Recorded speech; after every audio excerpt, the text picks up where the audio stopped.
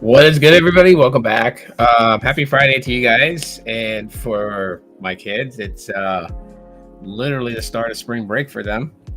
So I just got just two things I want to talk about today in today's podcast with you guys. One has been just what my experience has been with Helium Mobile. And another is something that, is kind of troublesome, and that's Google's unfair treatment of Google Pixels. So if you're in here, you want to do me a solid, go ahead and smash that like button, because that really does help out the channel. And so without wasting any time, I just want to kind of just dive right into it. If you're catching the replay, #replay crew. And so let me know you're here. Happy Friday. Spring break sounds nice. Yeah, spring break does sound nice. I mean, if we would enjoy spring break as adults, but kids enjoy it nonetheless. Anyways, I'm gonna kind of lead in with Helium and tell you guys my experience about Helium. I'm actually simulcasting this to various sites, so I kind of want to go into that because it has been a good experience so far. But there is some things that still kind of, troubles me about Helium Mobile and just how it is. So this is normally, for you guys to have some context. Normally when I decide to try out a new provider, it's not long, maybe like after a day or two, I start trying to convince my wife to port her number over and try it out for herself, right? Because I try to get the experience of like me being a techie and her just, who's not a techie, and kind of pick her brain on things. But I was a bit reserved, and so I'm not actually going to ask my wife to port her number over to Helium Mobile, because there are a few things that I find I'm still on the fence about. I mean, I took the plunge. I decided to go ahead and test out their service, not just their connectivity, but also just all aspects of it, because Helium Mobile is not your typical MVNO, right? When we think of MVNO services, we think of, just a company that's licensing to use one of the major carriers' network for their customers to have connection. And while Helium Mobile does do that, but Helium Mobile also does dabble in crypto. Crypto is one of their biggest points, and I'll explain that here in a little bit. But for those who asked the question, whose network does Helium Mobile use? I've said this in previous videos and live streams. I talked about Helium Mobile. That's going to be T-Mobile's network. So that's who they use for you to connect for cellular connectivity, as far as, you know, data and phone calls and texting, all that good shebang. That's who they use. Now, outside of T-Mobile, they're really trying to bring this peer-to-peer cellular experience. And what that means, from what I was able to gather in researching this, is and let me just pull up the site so you guys get a visual context too as well. So I'll pull this up. You guys can see it with me. But when we scroll down the website for Helium Mobile, as you can see here, how it talks about create coverage, earn mobile, that's people power. I'll get more into that in depth here. But you have these two things right here, right? The outdoor hotspot and the indoor hotspot. And I've watched a couple of videos of those who actually purchase these devices and how it necessarily works. And so the way that you set these things up, right? The indoor hotspot, obviously for an indoor building. You would put that inside, would connect it to your Wi-Fi router, and it would disperse a signal connection for other Helium Mobiles to be able to connect to, like other Helium Mobile customers. The outdoor hotspot box there that looks like a node, that you would mount at a, outside, maybe like on the roof of your, house, maybe the roof of the apartment building that you live in. You would have to set up, its angle to be able to disperse that signal. And then Helium Mobile customers outside your building will connect to it.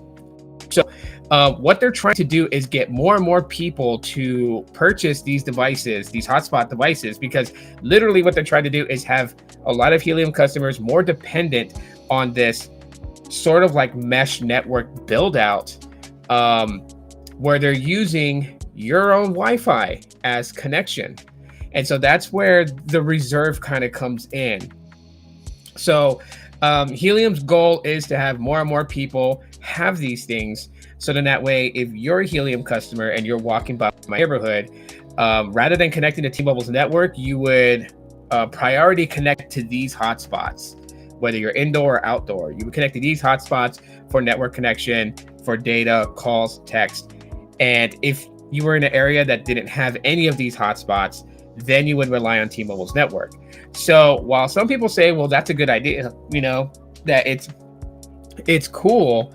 Like I said, I'm reserved about that, because if I was to get these things, if I was to get the outdoor hotspot and the indoor hotspot and deploy connection using my Wi-Fi, again, there are people who are smart enough to crawl through Wi-Fi to get into other people's devices and be able to do some very malicious things. So that's something that we cannot overlook. And, for a lot of different Helium reviews I've seen here on YouTube, not a lot of people are talking about that aspect. The reason why is because, again, like I said, Helium Mobile deals in cryptocurrency. And so if you are a customer who decides to go with any of these hotspots, what makes it beneficial for you as a Helium customer is that you earn tokens. You earn tokens by how many people connect to it, for how long they're connected to it, a day. And Helium Mobile basically puts it out there that you have the capability to basically not have a cell phone bill. There's two ways that you can earn tokens with Helium Mobile. One is this route, the hotspot, and the other is literally turning on your device mapping and allowing for it to basically map where you go with your device, so they can see where signal is weak but a lot of traffic is.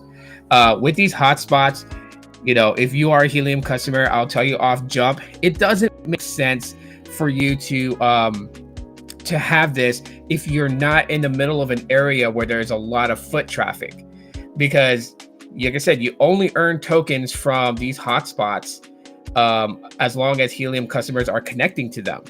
But if you put it one on your outside with the outside hotspot, one with the indoor hotspot, and there's no Helium customers coming through, you're not earning anything. So that's where the mapping, where you as a Helium customer would have to turn on the ability for the app to track and map where you go with the services. And through mapping is another way that you earn tokens. I've already earned some already. And, you know, to be quite honest with everybody, you know, there's you can use the tokens that you get, you could use it towards your phone bill, so then you wouldn't have a phone bill, it would be free. Or if you didn't earn enough to cover, basically in conversion, $20.62 or whatever the taxes may be in your area, because taxes are not included in the $20 price plan. If you earned at least some of it, you can use some of it to take the edge off and maybe pay like, and you know, $10, $8, $5, you know, just depending on how much tokens you have.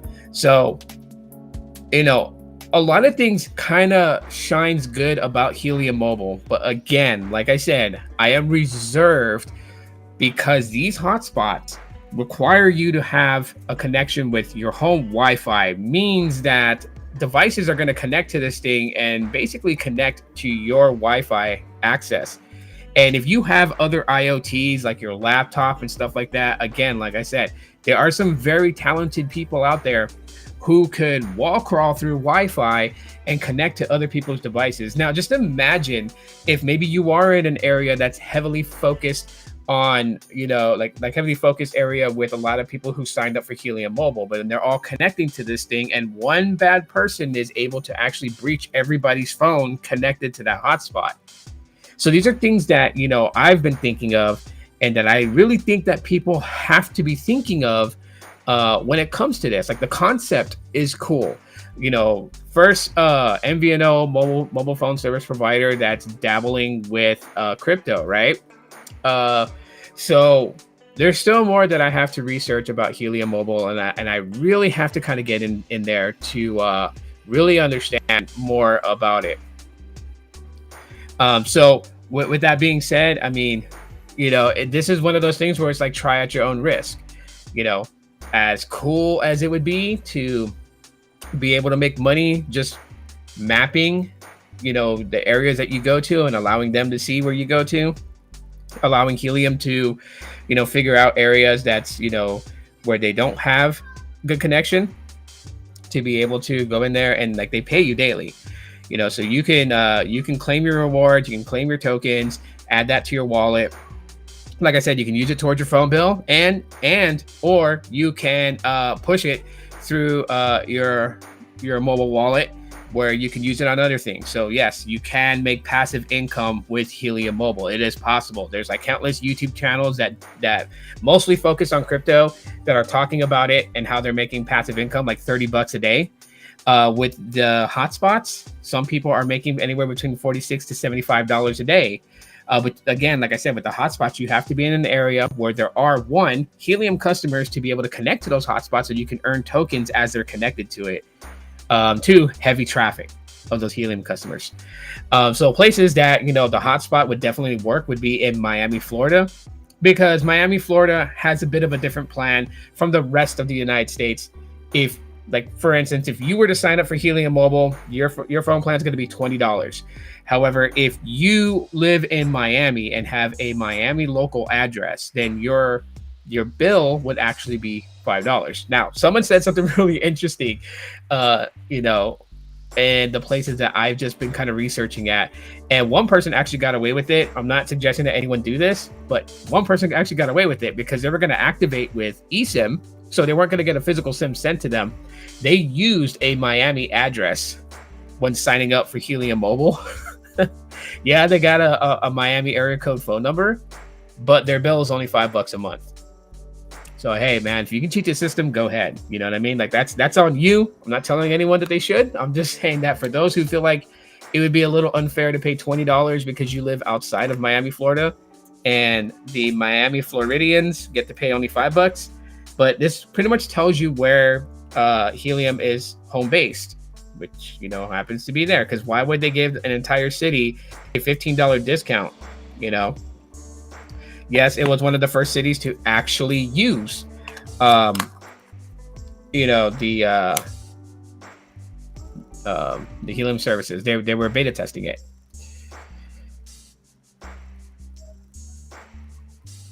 Hello, maybe they use VPN. No, they don't use anything.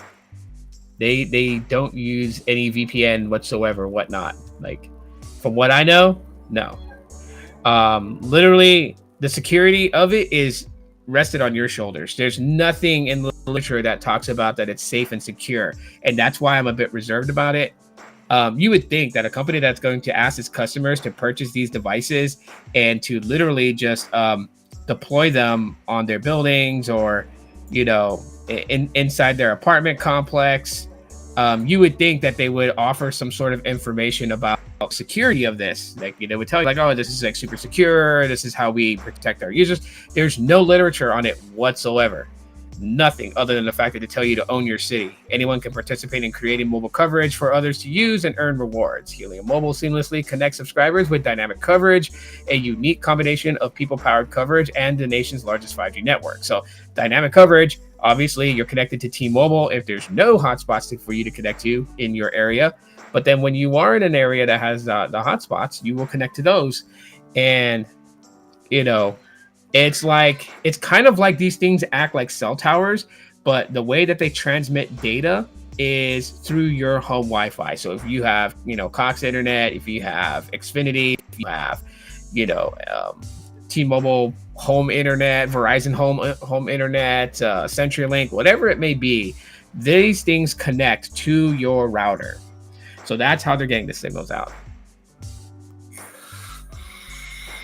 Before you go spending like, you know, $400 or, you know, $250 on these things, Mike, I would definitely find out if there are people in your area that's using Helium. Because if you spend $500 on the outdoor hotspot box right there, and there's nobody on Helium other than yourself, you're not going to be making any tokens at all, because there's nobody connecting to it but you, and you can't, like, you know, get self-paid. So before you even invest money in this, I would recommend that you find out if there's people that is using Helium in your city and that are consistently passing by your place. Otherwise, you're not making anything. The best way that you'll make anything as far as earning tokens with Helium Mobile is the other method, which is basically mapping. And that's once your services is set up, you literally go into your app, go into mapping, and then turn it on. And that's how you can earn tokens with Helium. Well, like I said, there's still a lot. So what did I do with Helium? Like, how's my account set up? Well, one, I have a dummy email, and that's what's being used. Nothing of mine personally is tied to this Gmail for that very reason. And I'm watching things very closely.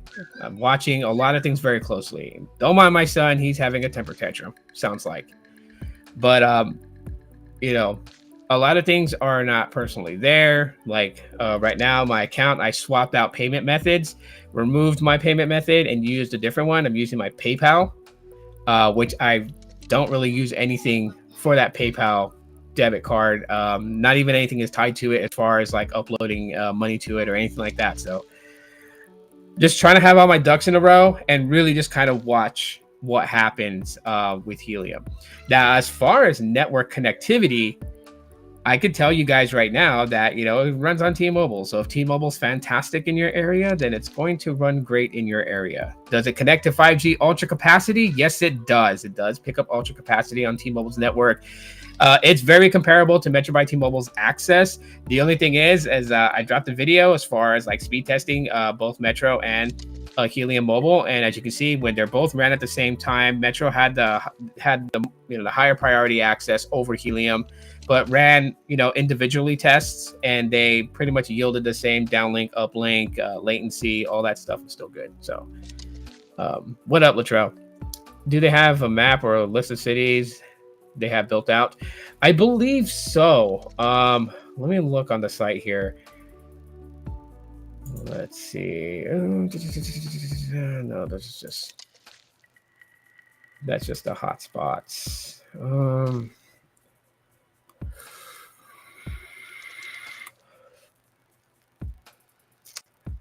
Let's see if they have anything in the information for mapping. I know one guy on YouTube was showing the mapping, but he was able to access it because he bought both the indoor and outdoor hotspot from Helium to basically mine tokens as people connect to his network. So he was able to see like areas, and I remember from his video how much areas, because like if you are a hotspot provider for Helium Mobile and you access your hotspot page, you can see all across the United States where all this is lit up. And I can tell you guys from watching his video, there's not a lot of places that's lit up. Mostly Florida. Like, put it this way, if you look at the map of the United States in that website, out of the entire United States, Florida is the only one that's mostly lit up in purple. Purple means that there's Helium users and Helium hotspots available. Everywhere else across the country, it's literally just blank. So and I believe that's the reason why if you live outside of Miami, Florida, your bill is going to be $20 a month. But if you live in Miami, your bill is $5. Is because the company has to know that, you know, there's not a lot of people that's using Helium yet. They're barely being discovered, like Mobile X and, you know, Boost Infinite. So they know it's going to take time before word of mouth travels and people basically, you know, gets wind of them. So that's one thing you won't see on their website. You won't see that they guarantee it's going to be $20 a month. The price could change for this plan. Right now, it's Go Unlimited for $20 a month. It could change up later on. I'll say this much. The plan specifics is unlimited talk and text, 30 gigabytes of priority data access. You are throttled after 30 gigs, but it's a little bit different than most of the MVNO and prepaid carriers who throttle you to like 512 kilobits per second or even 256 kilobits per second.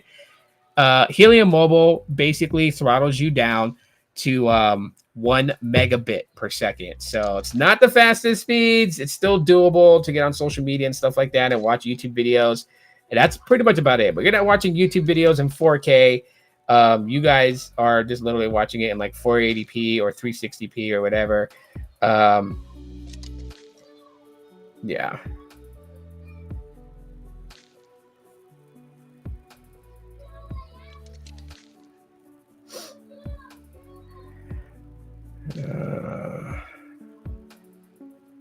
So anyways, that's a little bit about Helium Mobile. Now, one of the guys who does YouTube videos about cryptocurrency has a promo code that makes your first month free. And before I tell you guys about it, I wanted to try it out myself. So I actually have 2 Helium Mobile lines.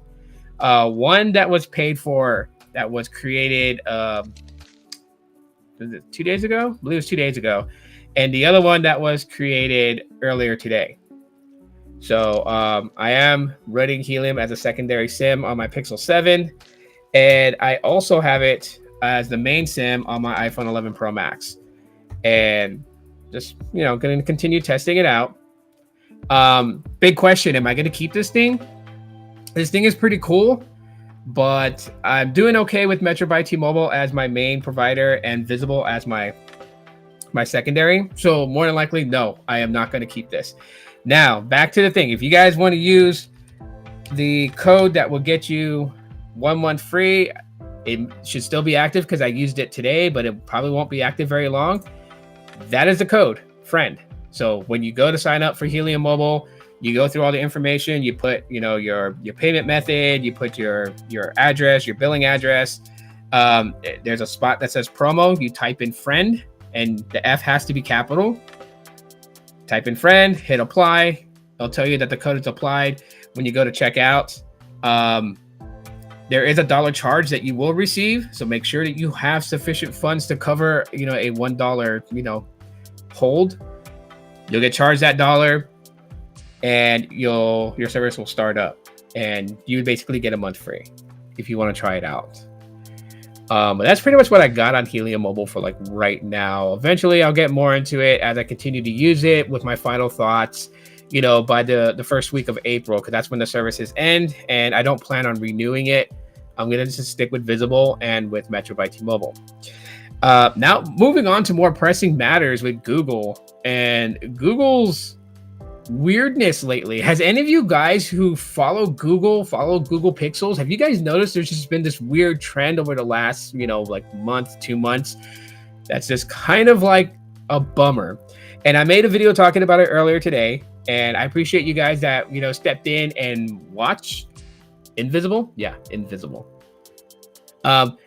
That watched that video, because I'm still a little bit weird. So apparently Google made an announcement that the Pixel 8 is not getting Gemini Nano.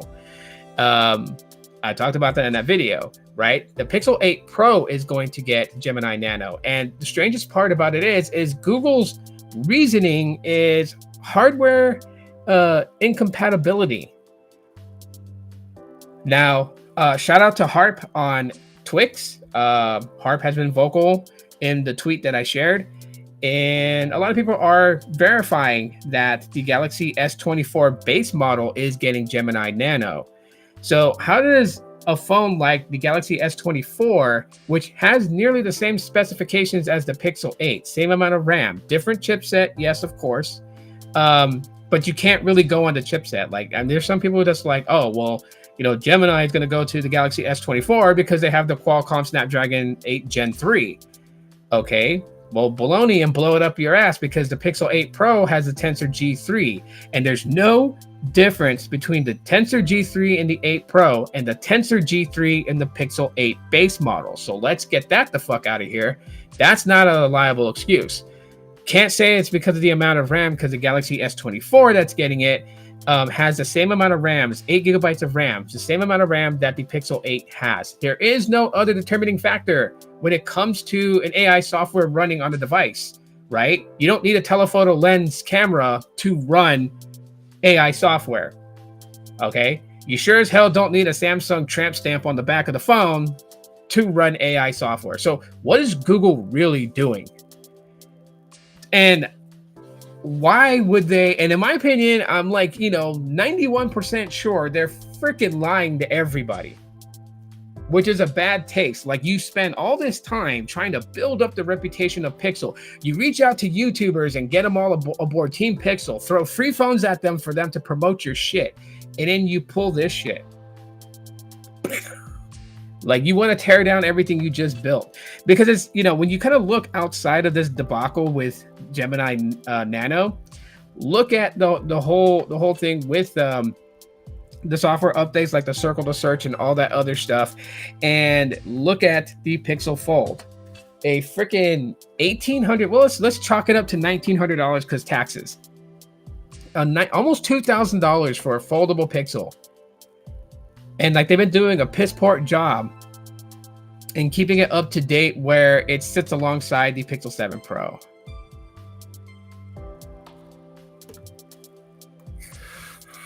Oh yeah, those things always never made sense to me. Why Google Apps ran better on iOS than on Android, and that's a age-old thing. Cause shit, fucking Hangouts was better on iPhones back in 2012.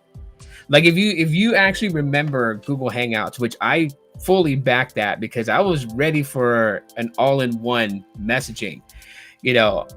I think I made some enemies back then when I even brought up the fact that I thought, how the fuck do people can't tell the difference between Google Voice Text and Google Chat and your carrier SMS, where if you got a message on Hangouts, the message on Hangouts for carrier SMS had a gray bubble with SMS in the bubble.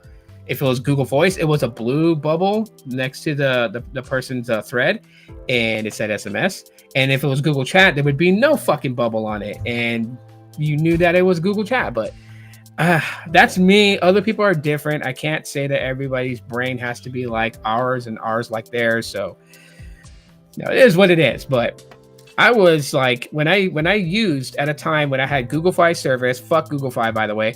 If I had Google Fi service back then, and I had it in my Pixel 3, and then I had a data-only SIM card in my iPhone 7, Hangouts on the iPhone 7 function a lot better than it did on Android. So Yeah, it's the strangest thing, Latrell. You ain't far off from that. You're not far off from the fact that, Google Apps ran better and function better on iOS, right? So there's a lot of things Google does that does not make sense. What up, Ricky? Welcome in.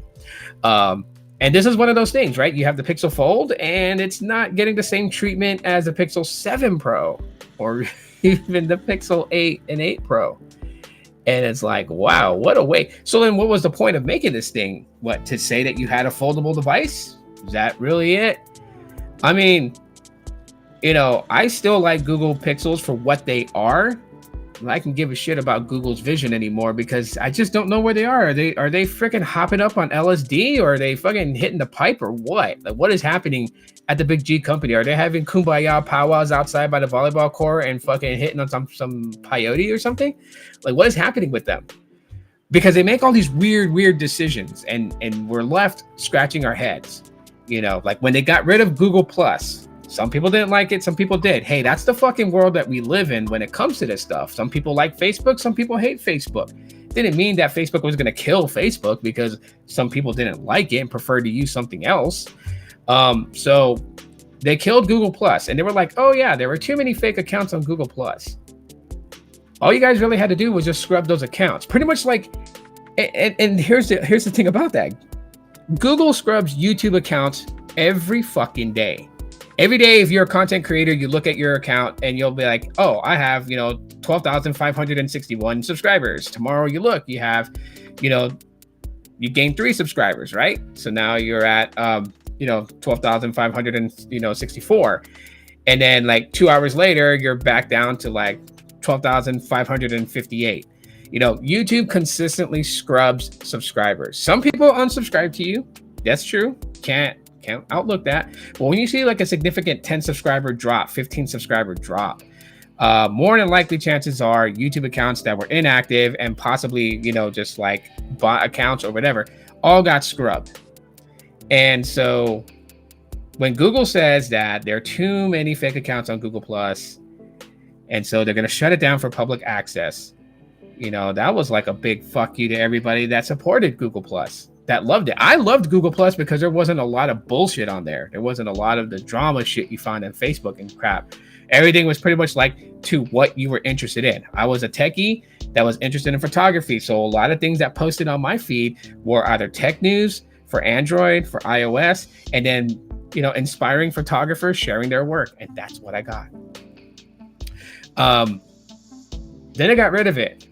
Access to public, right? So it became a G Suite app, where they converted it and they called it Google Currents, which was stupid because Google Currents used to be like Google Magazine, and killing off things, renaming it to old names and bringing it back. And it didn't work. When I worked for Carvana, I had access to Google Currents, formerly Google Plus, which was supposed to be a social media app that was used for companies, right? So Carvana customers can see each other's posts like it was their social media account for Facebook. But that didn't take off because when I went into Currents and I looked, there was only one other person that was using it. And at the time when I was using it, that was what, almost 2 years ago? Almost 2 years ago in 2022 of August, I checked it out. There was one post in the entire feed, and it was from 165 weeks before I saw it. So that tells you just how bad. So then they completely killed it because obviously no one's really using it. So they killed it. And it was like, all they had to do was just scrub those accounts. Everybody that was actively using it was actively using it. Like, I seen so many people go from like various places trying to find a new social media that was just like Google Plus to use. Some people went to MeWe and they're still currently active on MeWe. That's like the closest thing that feels to Google Plus. Other people went to Twitter and they're still on Twitter. And yeah, that's pretty much it. None of them went to Facebook. Well, I won't say none of them. Maybe a couple of them did. But yeah, so not a lot of people went to Facebook. So again, Google and its fuckery is just amazing sometimes.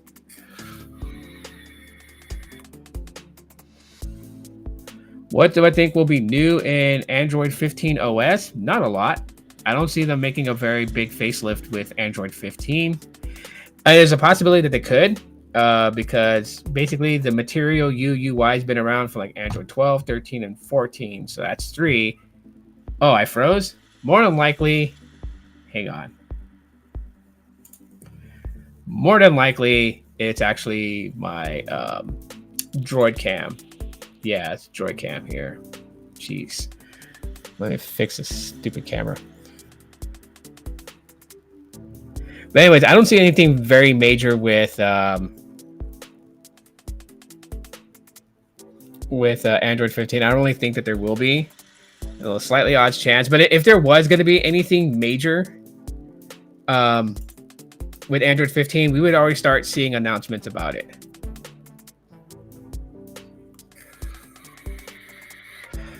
Yeah, Circle of Search came to Galaxies first. You're absolutely right. Again, these are things that's just like Google is very passive aggressive. Like they want to take shots at, you know, Apple and iOS for RCS messaging and do all these ad campaigns and do the best phones forever campaign, which, you know, to me, I thought was like, hey, that's a great push. That's a great push for them to, you know, to go. Very great push. Downside to it is that they kind of give all these little cool features away, you know, because Samsung did not invent Circle to Search. I know some people that talk about on social media like Samsung did it first, that's why it's on the Galaxy. No, they didn't do it first. There's a relationship between Samsung and Google. I tell a lot of people that, right? Like when people are like, oh yeah, you know, Google and Samsung are going to be at war. No, they're not. They use each other. Google's used Samsung for a while to help them with the Tensor chips. And you know, vice versa. You know, Android supplied to Samsung. I mean, if you kind of think about it, Tizen never took off like Samsung hoped it did.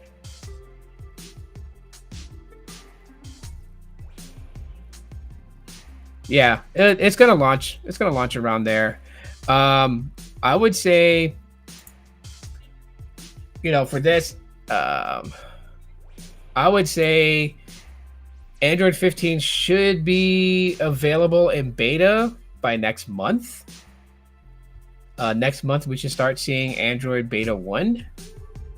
Android 15 Beta 1. My advice to everyone out there, I would not hop on the first and second beta of the next Android OS, right? Kind of wait till Beta 3, Beta 4. That's where most of the bugs are pretty much ironed out, and there's just like very little bugs. But then again, you know, too, this is another thing that Google kind of messes up on. They have this beta program, and they're like, oh yeah, you know, try out Android 15 beta.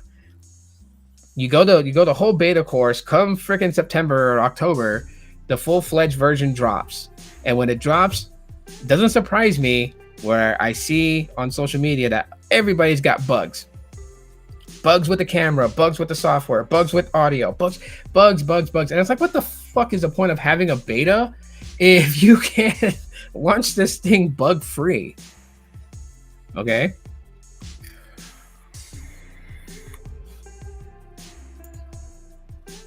Yeah, they definitely need Android. They need Google for Android. Google needs Samsung because of how much they sell Android phones. I mean, there's that aspect. There's also the other aspect of like Samsung helping them, like the cameras on the Google Pixel, right? You know, Samsung was a GN-01 50 megapixel sensor from Samsung, and then of course we know the modem that's in these Pixels is from Samsung, from the Exynos, because yeah, anyone could just Google it and find out the true aspects of, you know, the Tensor chip. Like the Tensor chip is built in-house by Google, and Samsung was the advisement for them on how to build a chip. Think of it like Google's the one performing the surgery, and there's a surgeon advisor telling them where to cut, where to nip, where to tuck. That's kind of like how it is. And you know, in exchange for that assistance, literally they gave them the modem to use on their Pixels, which is why the Pixel 6 had horrible connections for a while, because it was using an Exynos modem. That was rectified with on the Pixel 7, but it's still not a Qualcomm modem. Let's just put it that way. Now Google is actually going elsewhere for lessons in building an in-house chip. I forgot the name of the company who they're going to. They're apparently with the Pixel 9 and 9 Pro, it's not going to be Samsung this time around. We'll see. We'll see. But yeah. Yeah, there really is no reason to try out beta unless you're interested in talking about what is going to be coming in the next version of the software. Like, you know, like I'll try out the beta if there is something worth talking about ahead of the actual full-fledged launch. Then I'll talk about beta. I will flash beta onto my device. I will test it, and I will tell you guys, and I will show you it on camera so you guys can see what it looks like. But I don't think Android 15 is going to be a facelift for Android from Google. I feel like that, you know, if we do happen to see a facelift with Android, it may come in the form of Android 16, maybe Android 17. And you know, plus two, I miss the snack pitches that Google used to do. I mean, I know these different versions of Android still have dessert flavors, right?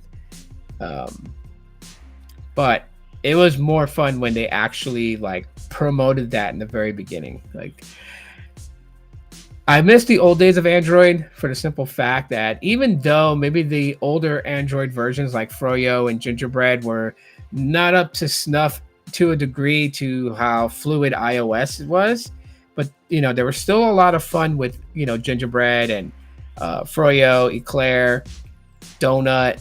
There was still a lot of fun, a lot of cool tinkering you can do, and a fuckload of custom ROMs from like some of the greatest ROMing developers, right?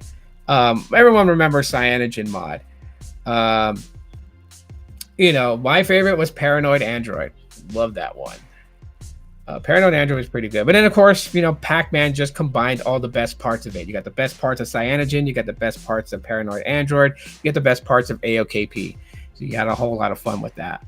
And then there were still other ones too, right? Like, you know, there were developers that developed with TouchWiz and ported, like, you know, TouchWiz from this specific Galaxy device to this Galaxy device, you know? Droid Modder X was the YouTuber Mod King. Yeah. I mean, they're still out there. The developers, they're still out there. It's just there's not a whole lot. Like, the more prevalent custom ROMs that I see a lot talked about is Pixel Experience and Lineage OS. AOCP is still around, but only for like certain devices. I don't see anything really with like AOKP or Jelly Bam or yeah, there's just not a whole lot. OnePlus used Cyanogen for a while. Yeah, they did, and then they just I don't know why they got rid of it. To me, that's a pretty stupid move. I honestly feel like that, but kind of like I went way off route. Man, oh man, if this was Chutes and Ladder, I'd be taking a freaking a shoot slide all the way back to the start.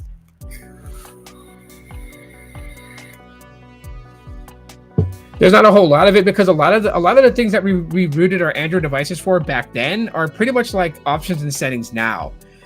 They are slightly controlled. So I do say that, you know, when people talk about Apple and iOS and how restrictive it is and how locked down it is, well, you know, we kind of have that with Android, because while we do have customizations with, like, say that, you know, the Pixel user interface and all the other different user interfaces like One UI and all that other stuff, it's still restrictive to like what the company allows you to. Whereas, like, you know, back then when we used to like root our Pixel devices, or not Pixel, but just our Android devices in general, right? When we used to root them, we used to be able to port anything from another device. We could port, you know, something from an LG Stylo to a freaking Galaxy Epic 4G Touch. You know, there's just so many things you could do.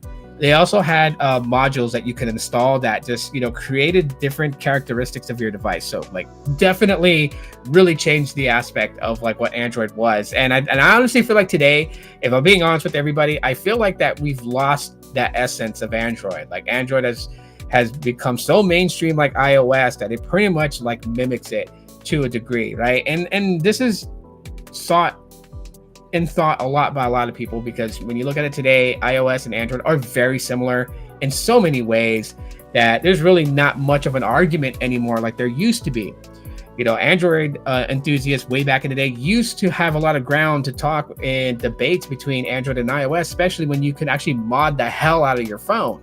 Can't do that anymore.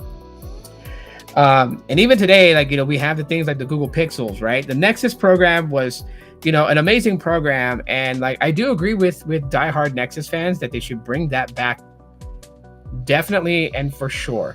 But, Nexus, while it was to basically showcase the next version of Android and hardware, the other side to Nexus also was a collaboration between Google and another OEM, right? Like Google would collaborate with,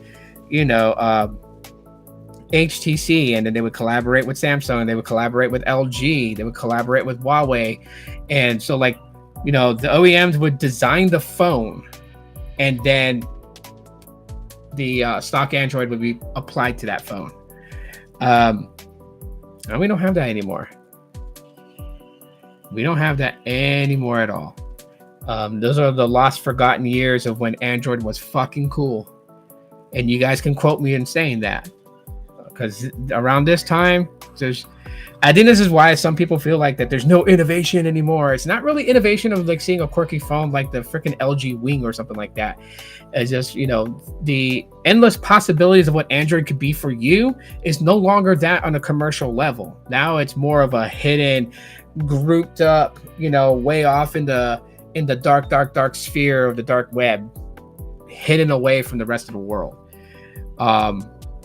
Which, it sucked because a lot of my channel's growth was based on custom ROMs and based on little things that you can do to maneuver your device, little things you could do to find the MSL code for your phone back in the day when you used to need your master subsidy lock code to use your phone on another carrier. I remember that was one of my favorite videos I made, was showing people how to obtain that on the Galaxy Epic 4G Touch. We don't have to do those things now anymore. Everything is, SIM-based, SIM card-based. Everything has to be network unlocked through the carrier. Well, so I'll disagree with you on this, Michael, and I'll tell you why. If you're an average person that doesn't really know much about Android, then yes, you're correct. Don't root your phone, because it is a security threat to a degree.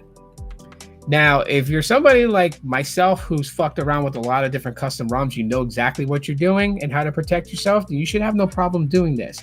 But even if you root your phone, rooting your Android phone doesn't mean that the gate keys unlock the lock and the gate's wide open and anyone could just go in there. You still have to make the fucking mistake of actually letting something in. So downloading an app that has malware attached to it, or basically creating a login credential into a system that is plagued with a bunch of shit, spyware and things like that, that's how you would get your shit compromised. But having a rooted phone and not doing anything stupid with it, you're not susceptible to just being hacked in. So it's a yes or no. Mainly, if you don't know what the fuck you're doing with custom ROMing, don't do it. That's what I would tell people. If you don't know what you're doing, don't do it. And I used to see a lot of people that would try. Nothing wrong with someone wanting to try to root their Android device and do custom ROMs and stuff like that. Nothing wrong with that whatsoever. But I would see them in the chat post, like on XDA, or back then if you were a Samsung person, you would be on SDX, and they'd be like, my phone is bricked, I did something and I can't figure it out. So yeah, to avoid that, if you have the determination to root your device, fine, go for it. But if not, if you're not sure you know what you're doing, don't do it. That'd be my best advice. The only reason to root your phone is just to do extra tech type stuff and modify apps. Yeah, pretty much that. And also back in the day, remember, a lot of people did buy devices from carriers over unlocked devices. So back then, that was one of the best ways to de-bloat your device and get rid of shit you didn't fucking need. So hard brick my S3, really? Oh wow, I've hard bricked one device. Can't remember what it is. A lot of devices I had back in the day, I rooted them.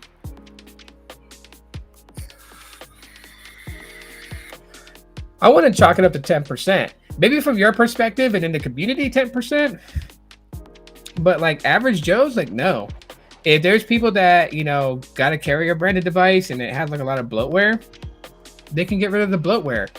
If they wanted to be able to record video and use both rear and front selfie cam at the same time, which most devices don't have that capability, you can actually make that happen with it. There are a lot of things, especially someone who doesn't want to upgrade to a newer device yet. You can implement certain things that could work on your device, but wasn't released for your device in a full update. You can actually implement that in. There's a lot of things that you can do with it. But like I said, if you don't know what you're doing, don't mess with it.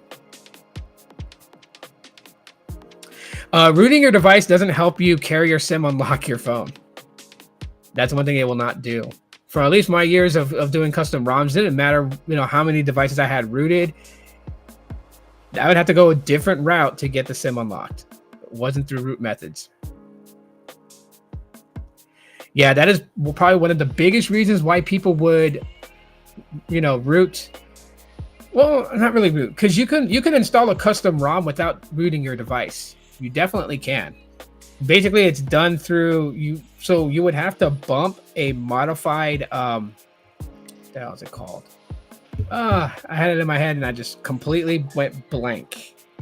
Oh, recovery. You would have to bump a modified, custom recovery. One of my favorite custom recoveries was actually Agate's recovery. That was what I used for a long time before switching up to Tort recovery. But yeah, there were some good ones out there. That had a lot of different things that you could do. But if you bump a modified recovery image onto your device that's able to flash an unsigned, unverified file, you'd be able to flash a custom ROM on your device without root.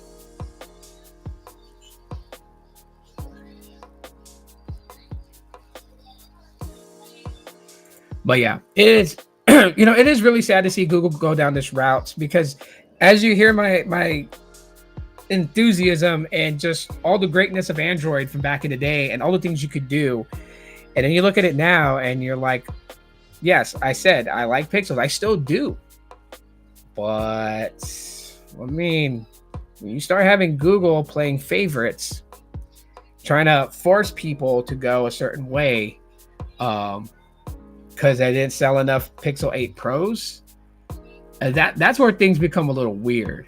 Like, Google's gonna make a mistake. They keep this up, they're gonna shoot themselves in the foot like they always do, and then they're gonna have all that hard work to try and rebuild what took them a long time to build. Did you guys know that Google Pixels was one of the hardest brand lines to build, right?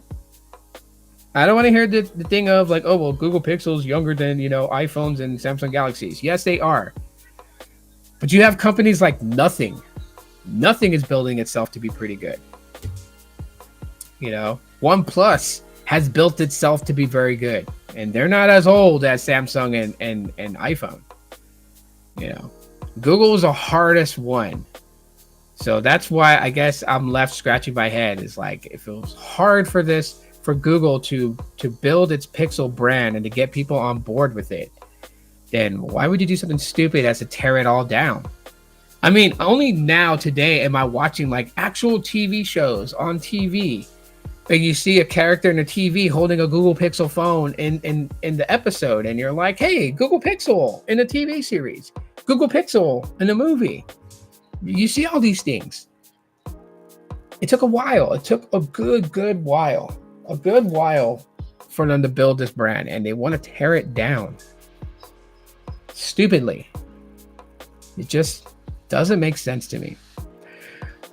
Give Gemini Nano to the Pixel 8. Okay, I will be okay if it doesn't come to the Pixel 7. I would be okay with that. That's just the way the cookie crumbles. Give it to the Pixel Fold. Give good treatment to the Pixel Fold. You had diehard Pixel fans drop $2,000 on a foldable phone that you released. The least you can do to show your appreciation that they actually paid like 4 to 5 times the amount of what the Pixel 7 costs. The least you could do is show it some proper love and treat it on the same level. I mean, yes, people were upset that the Pixel Fold got the Tensor G2 and not the G3 chip. Got it. We hear rumors that the next Pixel Fold is going to have the Tensor G4. Great. They learned from their lesson, from their mistake. They learned the lesson. But the Pixel Fold OG, give it proper treatment, because that phone is going to be, looked at for a long time. It's going to be looked at for a long time because it's the first foldable of the Pixel lineup. It wouldn't shock me if 2027 there's still support for the Pixel Fold OG. Wouldn't shock me if there's an entire development community built around it, consistently keeping that thing alive by getting it, Android 18, Android 19, 20, 21, 22, and 23. Like, wouldn't surprise me. It wouldn't surprise me if the Pixel Fold OG was still sought after and still, just looked at as a fantastic device when I hit 49 years old. That's, in 7 years from now. Wouldn't surprise me. Or if I'm in my 50s and there's still someone that's literally using a Pixel Fold OG. I mean, some people still look at me with my iPhone 11 Pro Max, and it's, 4.5, almost 5-year-old phone. It still works great. And then, my iPhone 12 and my Pixel 7 and my Pixel 6 as my webcam.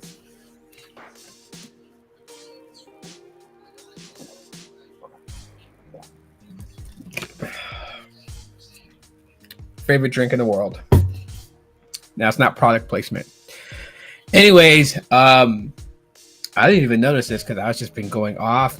26 people on the live. Wow. Thank you guys for being here. I really appreciate that. Well, wherever you are on, if you're on the FB side, if you're on the YouTube side, thank you. I am a bit tired and I'm going to be going to bed here soon. So that's why I started a little bit early, because I was already starting to feel that I was winding down from the day. And I appreciate for everyone being here. And I would love to know your guys' thoughts. And you guys know where you can do that. If you're part of the replay crew, leave a comment. I would love to read it tomorrow morning when I wake up. Yes, best way to help out the channel is to hit that like button so a lot of people can catch on to it. Now, you guys be safe this weekend and spring break week. Be careful, vacations, traveling and stuff like that. Get to your destination safely, get back home safely. More videos coming y'all's way. I appreciate you guys for being here. I love you guys very much. Stay safe out there. And I'll talk to you on the next one. Until then.